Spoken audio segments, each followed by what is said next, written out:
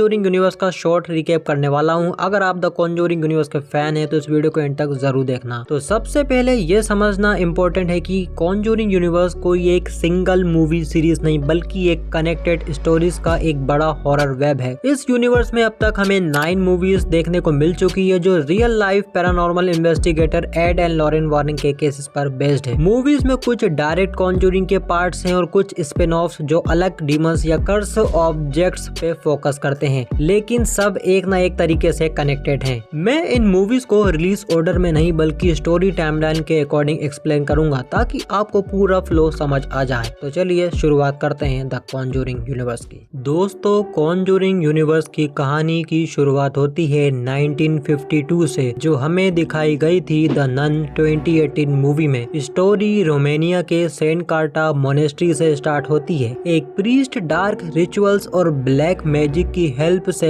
वैलेक demon को hello से release करने की कोशिश करता है, लेकिन वेटिकन के कुछ लोग उस प्रीस्ट को मार देते हैं और वैलेक डीमन को रिलीज होने से रोक लेते हैं और उस दरार को सील कर देते हैं जहां से वो डीमन बाहर आ रहा होता है। लेकिन कुछ साल बाद वर्ल्ड वार 2 के टाइम मोनेस्ट्री पे बॉम्बिंग होती है और वो दरार कमजोर पड़ जाती है और इसी वजह से वैलेक डीमन वहां से रिलीज हो जाता है। वो डीमन अपना शेप चेंज करके नन्स का रूप ले लेता है और उन्हें एक एक करके मारने लगता है। वेटिकन इस हॉन्टिंग की इन्वेस्टिगेशन के लिए सिस्टर आयरीन और एक फादर को भेजते हैं।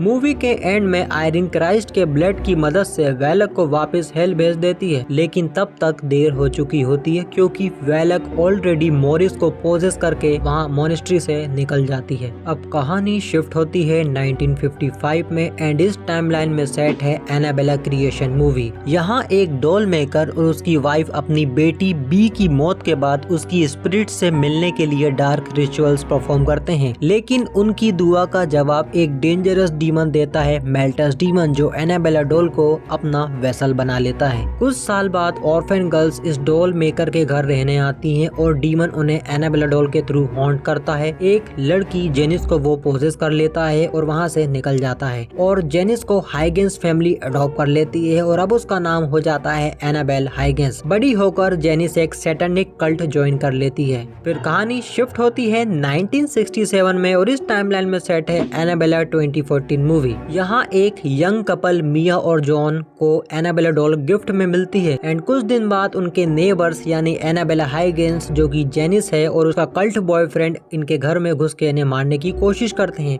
लेकिन मौके पे पुलिस आके इन दोनों को शूट कर देती है, इन्हें मार देती है। बट उससे पहले ही एनाबेला हाइगेंस यानी जेनिस अपने अंदर का डीमन डॉल में ट्रांसफर कर देती है एंड अब दोबारा से मेल्टस डीमन एनाबेला डॉल में आ चुका है। डॉल के जरिए डीमन मिया और जॉन के न्यू बोर्न बेबी की सोल की डिमांड करता है और उन्हें हॉन्ट करता है। डर के माने मिया एंड जॉन फादर परेश से हेल्प मांगते हैं एंड इस मूवी के एंड में मिया की दोस्त अपनी सोल सेक्रीफाइस करके इन दोनों को बचा लेती है। फिर एनाबेला डॉल इस इंसिडेंट के बाद मिसिंग हो जाती है और 6 मंथ बाद हम एनाबेला डॉल को एक शॉप में देखते हैं। यहाँ से एनाबेला डॉल को एक डेबी नाम की लड़की के लिए परचेस किया जाता है। अब कहानी शिफ्ट होती है 1971 में और इस टाइमलाइन में सेट है द कॉन्जूरिंग 2013 मूवी। यहाँ एड और लॉरेन वारेन डेबी के घर से एनाबेला डॉल को लेके अपने म्यूजियम में लॉक कर देते हैं और ये वही डेबी नाम की लड़की है जिसके लिए एनाबेला डॉल परचेस की गई थी। एंड फिर इसी मूवी में हम वारेंस को एक पोजेस्ड आदमी की प्रेजेंटेशन देते देखते हैं और वो आदमी और कोई नहीं बल्कि मॉरिस यानी फ्रेंची होता है जिसे हमने द नन मूवी में देखा था। फिर कहानी शिफ्ट होती है पेरेंट फैमिली के फार्म हाउस पे। यहाँ एक विच का कर्ज छुपा होता है, बाशिबा शर्मन, जिसने अपने बच्चे को सेक्रीफाइस करके अपनी ही जान दे दी थी। इस कर्ज की वजह से ये फैमिली हॉन्ट होती है। वारेंस पेरेंट फैमिली की हेल्प करते हैं और लॉरेन अपने विजन से बाशिबा का सच सामने लाती है और एड वारेन एक्सोर्सिज्म करके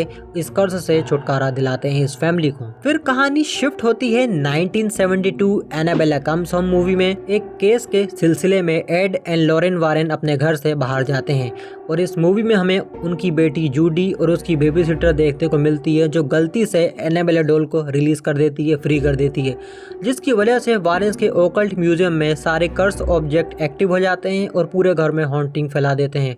फिर मूवी के एंड में जूडी वारन जैसे तैसे अपनी बेबी सिटर के साथ एनाबेला डॉल को वापस लॉक कर देती है और ये मूवी यहीं पर एंड हो जाती है। फिर कहानी शिफ्ट होती है 1977 में और इस टाइमलाइन में सेट है द कॉन्जूरिंग 2। इस मूवी में हमें इनफील्ड पोर्टुगीज केस देखने को मिलता है है जो हॉक्सन फैमिली पे बेस्ड है। इन्वेस्टिगेशन के दौरान लॉरेन को समझ आता है कि इस हॉन्टिंग के पीछे एक बहुत बड़ा डीमन छुपा है, वो है वेलक डीमन। वेलक वॉरेंस को मेंटली ब्रेक करने की कोशिश करता है, लेकिन लॉरेन एक विजन में वेलक का ट्रू नेम जान लेती है और नाम जानते ही वो उसे हेल वापस भेज देती है और इस मूवी की एंडिंग भी यहाँ हो जाती है। फिर कहानी शिफ्ट होती है 1981 में और इस टाइमलाइन में सेट है the conjuring devil made me do it. यहाँ एक लड़का आर्ने जॉनसन अपने लैंडलॉर्ड का मर्डर कर देता है और कोर्ट में क्लेम करता है कि वो किसी डीमन के इन्फ्लुएंस में था। फिर इस केस को वॉरेंस इन्वेस्टिगेट करते हैं और उन्हें पता चलता है कि आर्ने पे एक ओक्यूलिस्ट ने कर्स लगाया था और उसे कंट्रोल भी कर रही थी।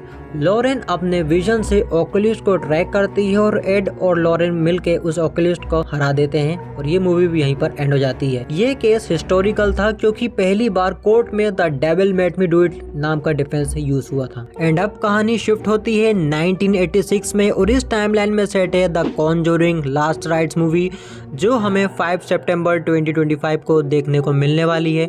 ये मूवी स्मॉल फैमिली हंटिंग पे बेस्ड होगी और सबसे इंटरेस्टिंग बात है कि हमें वॉरेंस का फर्स्ट केस भी देखने को मिलेगा इस मूवी में। मतलब जहां से ये सब शुरू हुआ था वहीं पर ये एंड होगा। अब आपके दिमाग में एक सवाल होगा कि मैंने द नन 2 और द कर्स ऑफ ले लोना को इंक्लूड क्यों नहीं किया। तो द कर्स ऑफ ले लोना का कोई मेजर कनेक्शन नहीं है कॉन्जूरिंग यूनिवर्स से, सिर्फ एक स्मॉल लिंक है फादर परेज, जो हमें एनाबेला 2014 मूवी में मिया और जॉन की हेल्प करते हुए नजर आते हैं। एंड ले लोना में भी ये होते हैं, लेकिन दोनों मूवीज में इनका कोई इम्पैक्टफुल रोल नहीं था, इसलिए मैंने द कर्स ऑफ ले लोना को इंक्लूड नहीं किया है। और मैंने द नन 2 को इसमें इंक्लूड इसलिए नहीं किया क्योंकि सिस्टर आयरीन वर्सेस वेलक का फेस ऑफ हमें फिर से देखने को मिलता है, जो कि स्टोरी में मेजर इम्पैक्ट नहीं डालता है कॉन्जूरिंग यूनिवर्स की। तो दोस्तों ये